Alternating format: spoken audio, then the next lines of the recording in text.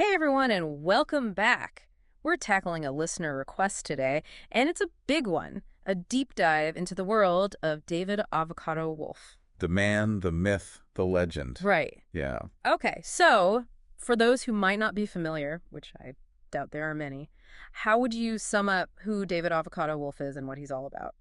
Well, he's a pretty prominent figure in the alternative health world. He's everywhere. You see him everywhere, Yeah, right? yeah. You got his books, his talks, that huge online presence. Yeah, it's like he's created his own little empire. He really has. Yeah.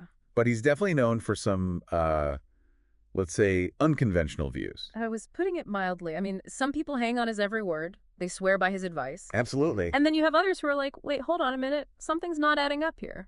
Yeah, there are definitely some red flags there. Yeah, and that's kind of what we're here to unpack today, right? Like, what's the substance behind the smoothie, so to speak? Exactly. So we've got his website pulled up. We've got some listener questions lined up, and we're ready to dive in. What's the first thing that jumps out at you when you land on his website?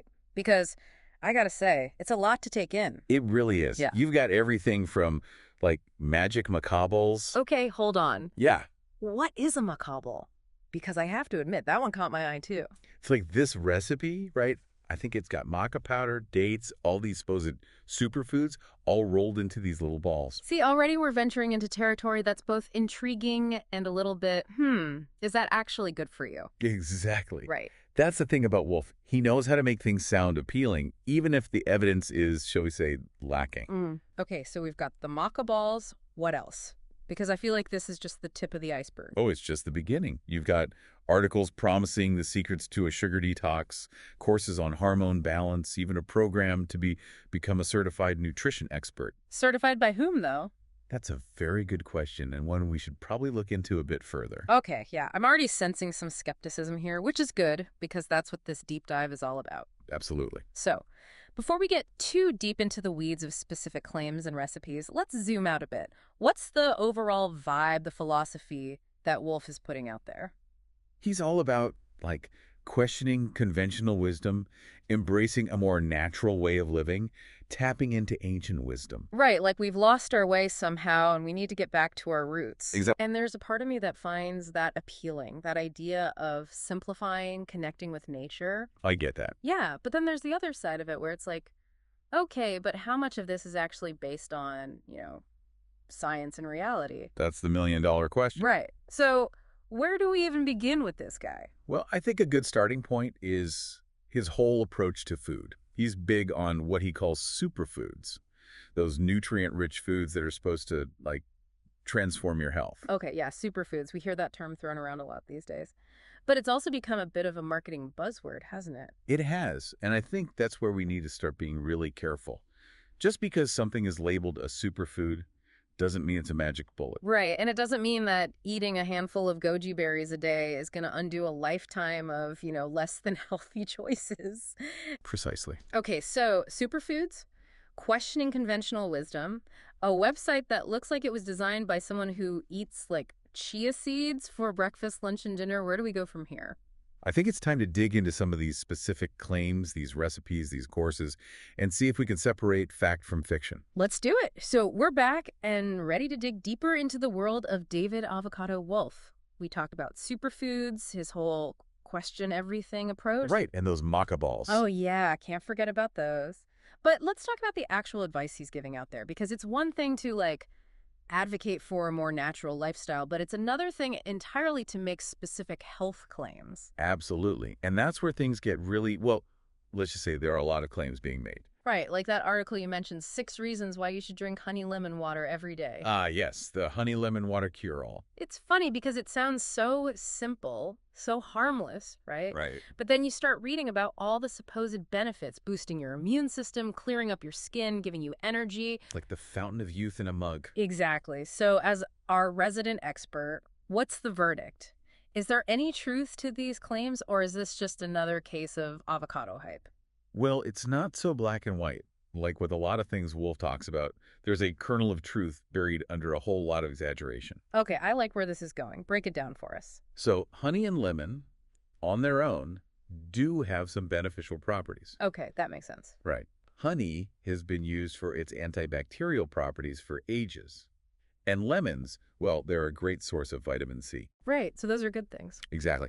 But, and this is the big but, there's a difference between acknowledging the potential benefits of certain ingredients and claiming that a specific concoction is going to solve all your health problems. Right. It's like saying, well, blueberries have antioxidants, so if I just eat a pound of blueberries a day, I'll be like invincible. Exactly. And that's where Wolfe's approach gets a little iffy. He tends to take a few studies, often ones that are taken out of context or not very robust. Okay. So he's cherry picking his evidence. A little bit, yeah. And then he extrapolates from there, making these grand pronouncements about the miraculous powers of whatever he's promoting. Gotcha.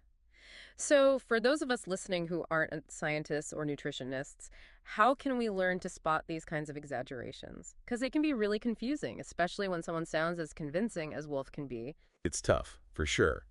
But it all comes down to cultivating a healthy dose of skepticism. Easier said than done sometimes, right? It is. But here are a few things to keep in mind.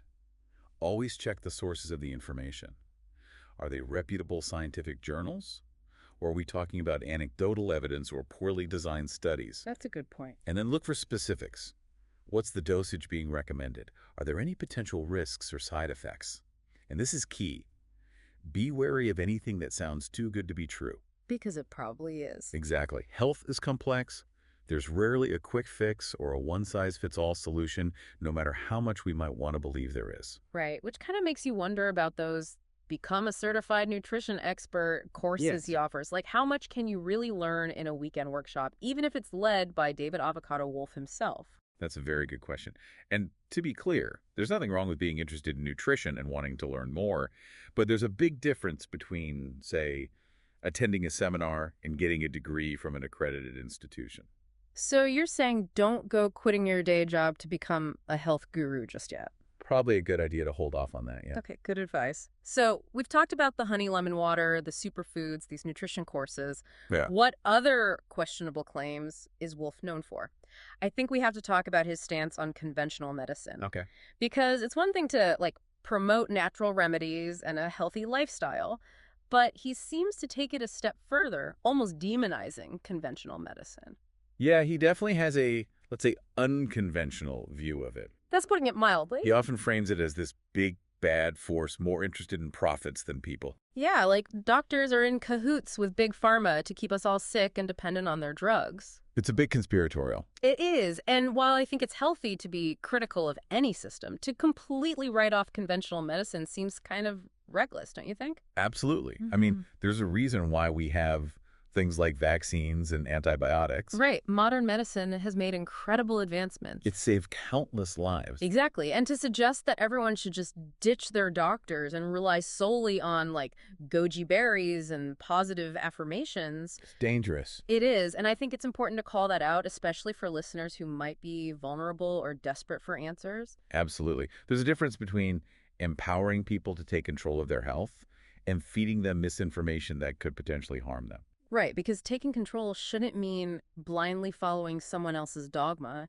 even if that someone has avocado in their name. Exactly. True empowerment comes from being informed, from doing your research, from consulting with qualified professionals. And from being honest with yourself about what's realistic and what's just wishful thinking. Exactly.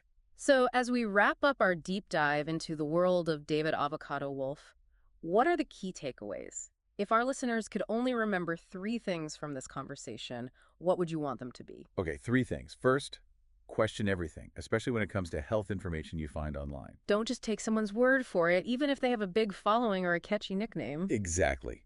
Second, do your research, look for credible sources, look at the actual science behind the claims. And if it sounds too good to be true, it probably is. Exactly. And third, remember that your health is your own. No one knows your body better than you do. So trust your gut, advocate for yourself, and don't be afraid to seek out multiple opinions. Couldn't have said it better myself. Well, on that note, I think it's time for me to try one of those maca ball recipes and see if it lives up to the hype. Maybe I'll even wash it down with some honey lemon water. Let me know how it goes. Until next time, everyone, stay curious, stay informed, and most importantly, stay healthy.